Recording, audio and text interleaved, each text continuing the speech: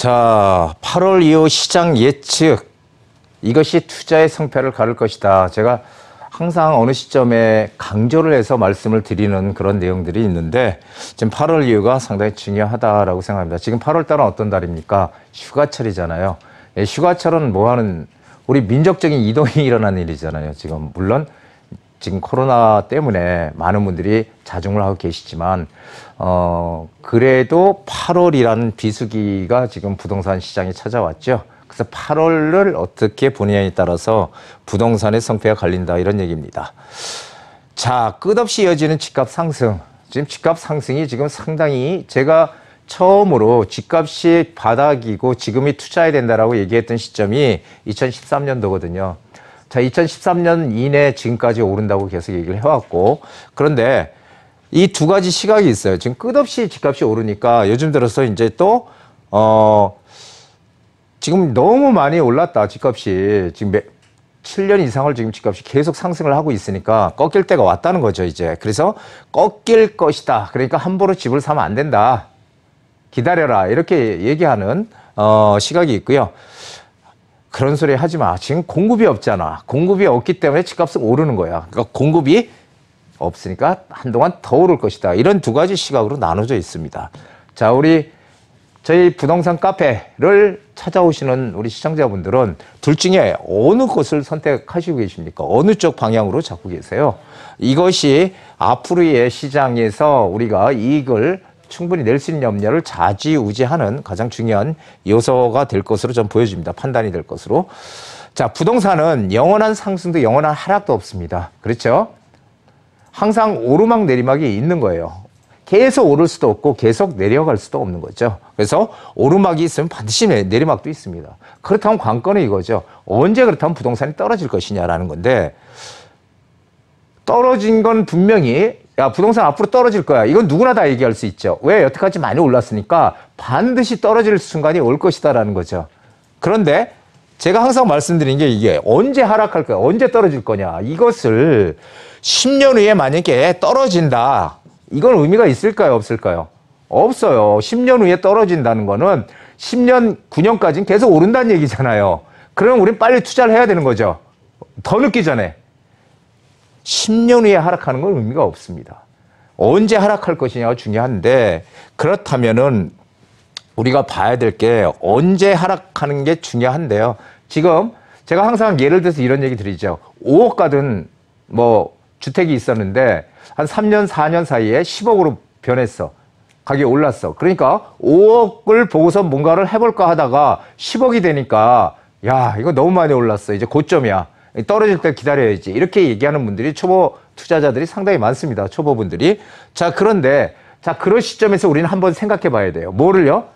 자, 그렇다면 지금 시점이 과연 고점인데, 이렇게 더블이 올라가는데 5억에서 10억이 올랐으니까 한 3년 사이에, 그럼 10억에서 더 올라갈 거냐, 아니면 지금이 내려올 수 있느냐, 이것을 보는 게 바로 추세라는 거예요. 추세.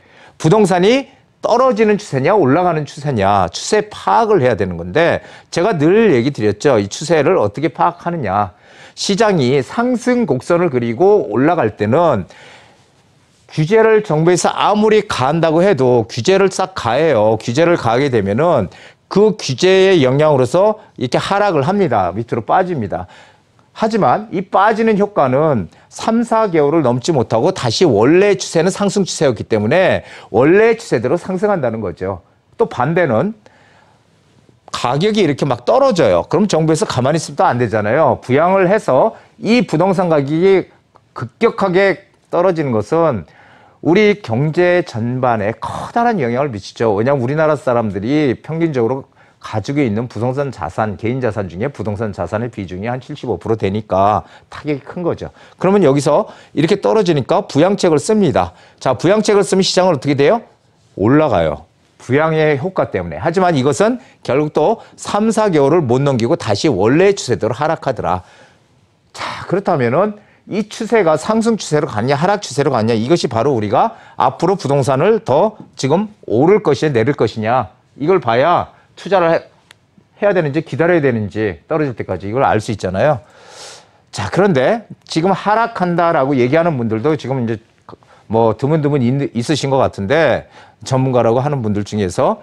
근데 우리가 이 변수가 외부 변수가 있고 내부 변수가 있잖아요. 그렇죠? 외부 변수라는 건 뭡니까? 뭐 외환위기나 금융위기 같이 피할 수 없는 전 세계적인 그런 쓰나미가 몰려올 때는 우리나라뿐이 아니고 모든 전 세계의 집값들이 떨어지는 겁니다.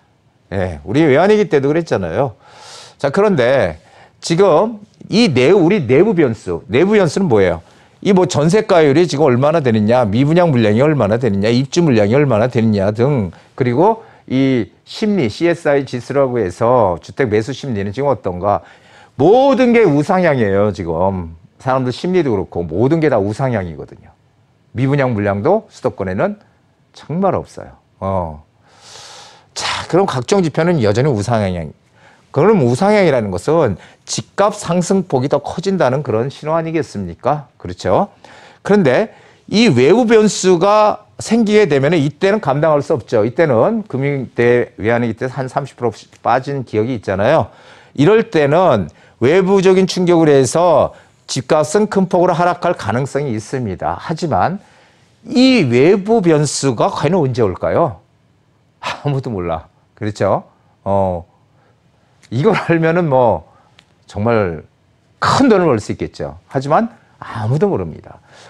아무도 모르는 이런 거를 우리가 기대하고 기다리고 있을 수는 없겠죠. 언제 올지도 모르는. 하여간 지금 한 가지 확실한 건 내부에 어떤 변수는 없더라라는 거죠. 자, 항상 말씀드리지만 공급 물량 절대 부족이 지금 집값 상승의 가장 근본적인 원인입니다. 상기 신도시나 서울의 주택 공급 언제 나옵니까? 제가 아까 말씀드렸죠. 이게 지금 추세가 상승 추세냐. 지금 가격이 오르는 건 공급이 부족해서 오른다. 그럼 공급 물량을 빨리 공급해주면 가격을 안정시킬 수 있죠. 하지만 안정시킬 수 있는 방법이 없잖아요, 지금. 왜냐하면은 상기 신도시 2020년도 입주라고 하지만 지금 이거는 거의 물 건너갔다고 저는 생각을 하고요.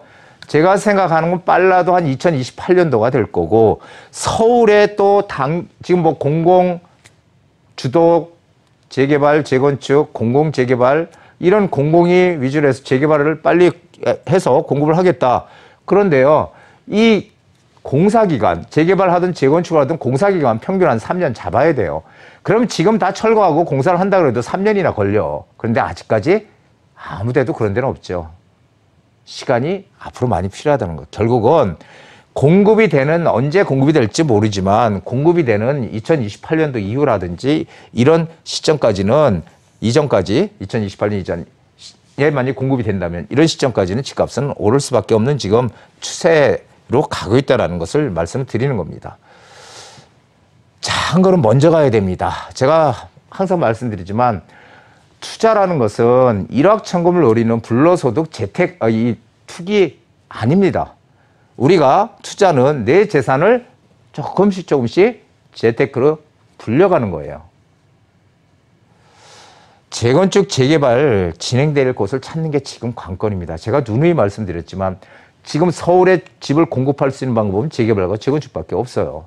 그렇다면은 지금 이미 개발 계획이 나와 있는 데들은 뭐 우리가 언감생심 지금 뭐 프리미엄만 10억 이상씩 붙어 있고 이런데 어떻게 들어갑니까?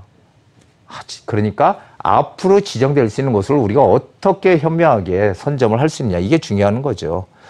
서울에서도 외곽이 있고 중심 지역이 있잖아요. 4대문안이 중심입니다. 솔직히 말씀드리면 4대문안. 자, 서울에도 중심 지역으로 가야 되지 외곽으로 가면 안 된다. 그리고 다음 달이나 다다음 달쯤 한강변에 50층까지 한강변에 아파트를 짓게끔 하겠다라는 계획이, 서울시 계획이 발표될 거라고 하죠. 그렇게 되면 한강변의 희소같이 투자 영순위가 될 것이다. 그리고 제가 누누이 얘기했지만 모든 개발은 역세권을 중심으로 해서 앞으로 개발될 수밖에 없다라는 거 제가 많이 얘기 드렸죠. 선진국들 사례를 들어가면서. 자, 그러면 역세권에 있는 어떤 지역이요? 노후된 지역. 이게 타겟입니다. 이런 지역을 찾아야 되는 거예요. 그냥 누구 말을 믿고 가는 게 아니고 이런 지역들을 좀 찾아보시면은 우리가 투자해서 또 우리 부동산 제 카페에 오시는 분들은 아마 커다란 성공을 거두실 수 있지 않을까 하는 생각을 저는 항상 합니다. 자, 의심으로 가득 찬 마음은 승리로의 여정에 집중할 수 없다. 미국의 소설가의 얘기인데요. 항상 모든 어떤 시각을, 어떤 물건을 보더라도 부정적인 시각으로 보는 사람이 있고 긍정적인 시각으로 보는 사람이 있잖아요. 물을 한 컵을 가지고 반을 마셨는데 아직도 반이 남았네 하는 분이 있고 벌써 반이나 없어졌네 하는 분이 있잖아요. 우리는 어느 쪽? 반이 아직도 남았네. 이렇게 가야 된다는 거죠. 그래서 의심으로 가득 찬 마음은 승리의 여정에 집중할 수 없다. 부동산 투자도 이게 될까 안 될까가 아니라 된다는 확신을 가지고 해야 되는 거죠. 그것이 우리 낙관론자의 가장 큰 미덕이라고 할 수 있습니다. 부동산은 항상 긍정적인 마인드로 해야 이익을 낼 수 있다. 오늘 여기까지 준비하겠습니다.